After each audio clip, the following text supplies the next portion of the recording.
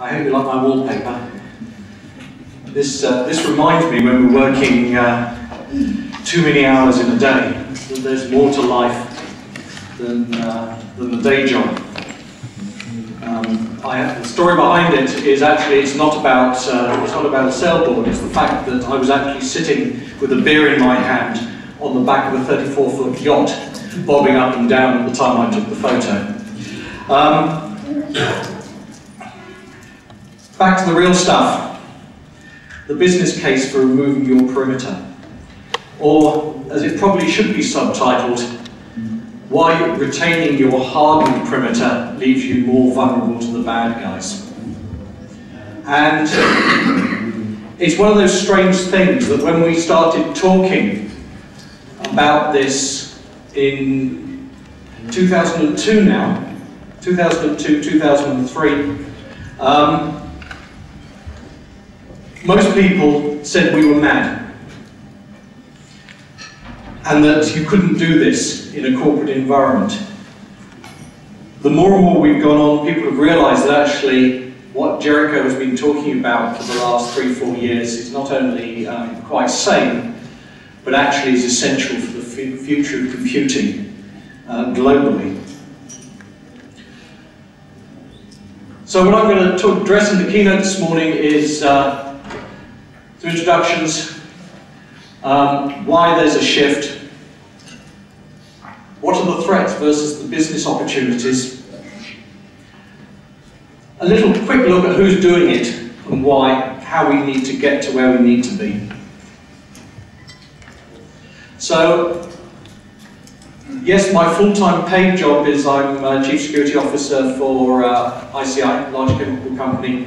The unpaid nighttime job is as a member of the board for the Jericho Forum. If you haven't come across the Jericho Forum, the web references are at the end at www.jerichoforum.org. Basically, there to drive the issues around deperimeterization. Try saying that after a few years. Basically, the walls are falling, if they haven't already, for your company that you work for. And what are we going to do about it? Because 4 years ago, as a Chief Security Officer, a number of us were sitting around after conferences like this one in the bar, complaining that all that came to our door, the salesmen were busy knocking on our doors day after day, trying to sell us bigger deep packet inspection firewalls. My deep packet inspection firewall goes bigger and deeper than his deep packet inspection firewall, and guess what? My deep packet inspection firewall will run at wire speed rather than his, who won't quite run at wire speed, and etc., etc., etc. And we got to the point that we were saying, yes, but that's not what our businesses want us to buy. That is not what our businesses are asking us to do. Everything that the Jericho Forum produces is open source. So you can go to the website, you can pull all the information, you can rebadge it, you can use it within your organisation. I know of one organisation who is not a Jericho Forum member, who took what we termed the 11 Commandments, how to design a secure, deperimeterized system. They took the 11 Commandments, which is on 2 sides of A4, and they have put it in the queue of every single developer they have. Free. No charge. Go use it. In terms of who's playing, in Jericho Forum, you will notice a few household names sitting up there. So let's talk about how we got to where we are today. There's been a lot of talk about computing history, especially, I don't know what it's been like over here in Austria, but certainly there's been a lot of coverage on the BBC because it's the 60th anniversary last week of the invention of the transistor.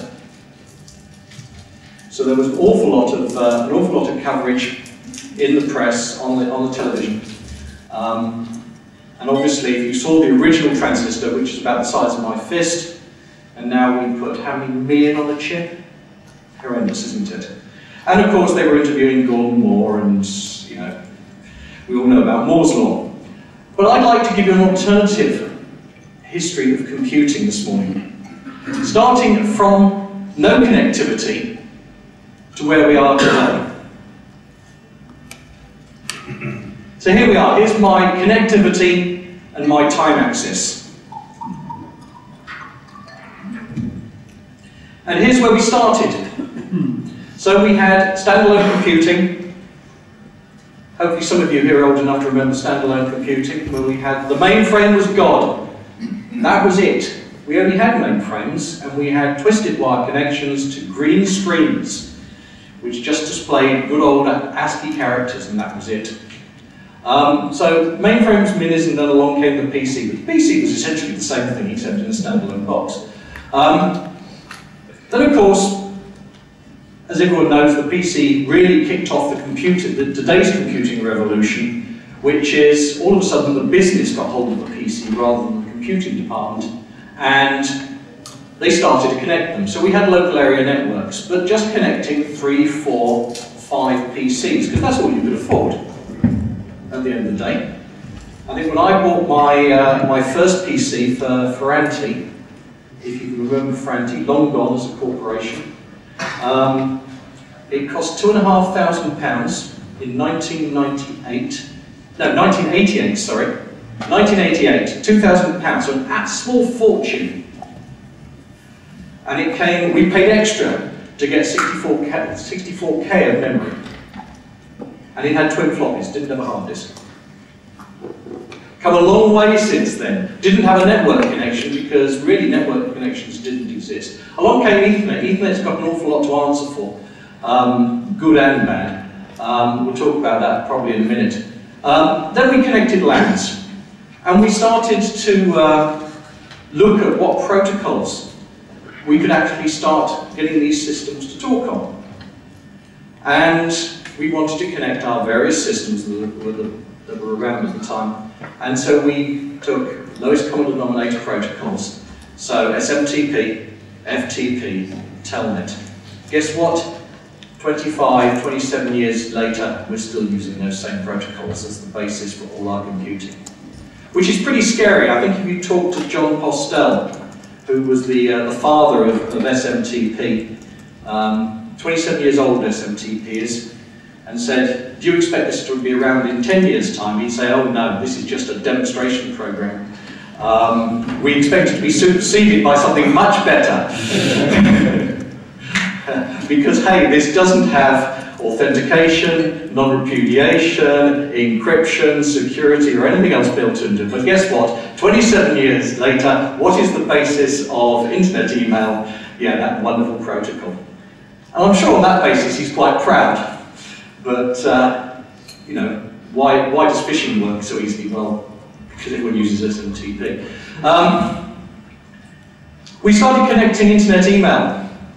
1992, I was working at a European organisation called JET, Joint European Tourists. We were mimicking what the sun does. So we had a little nuclear fusion reactor that went from cold to 150 million degrees centigrade in 10 seconds.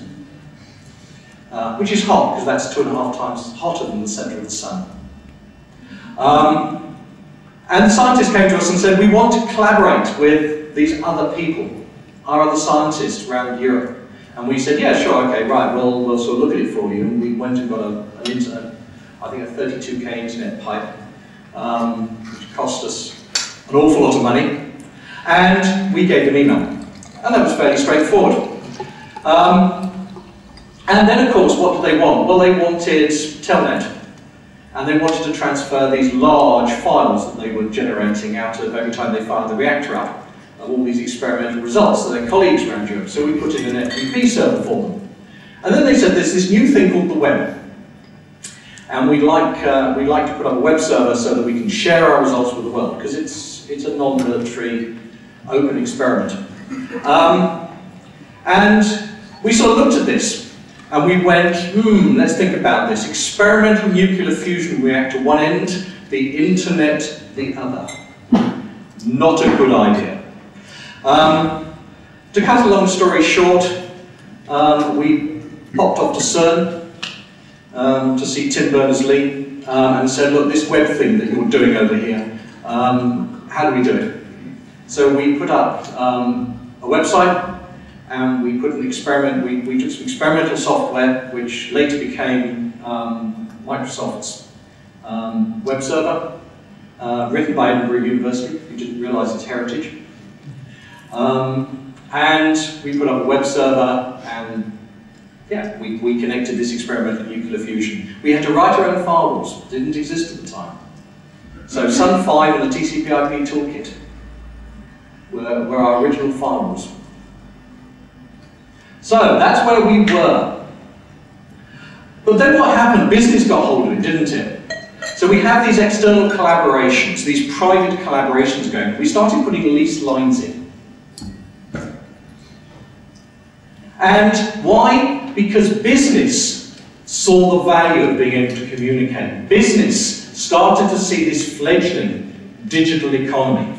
Business didn't understand that with that connectivity, just the same as connecting an experimental nuclear fusion reactor to the internet, there was risk. And I would argue that that's where the perimeter started to break down. The instant you started to make those external connections, that is where your perimeter started to break down. What do we have? Since then, external working, of course, nowadays mainly VPN based. And here's where we are today. Limited internet-based collaboration. I say limited because I think there's an awful long way to go. What are the drivers? Drivers for business, outsourcing, offshoring, all that good stuff. What's coming? Consumerization, the drive to use cheap consumer-based IP devices in business. Because business quite rightly says, actually, why should I pay for a device when actually what you're already carrying with you out of personal choice and you're already paying for is generally an end device that is a lot more powerful than what I'm going to give you. The days of you having a PC on your corporate desk that is way more powerful than anything you could afford at home has long gone. Most people have more computing power at home than they do on their office desk.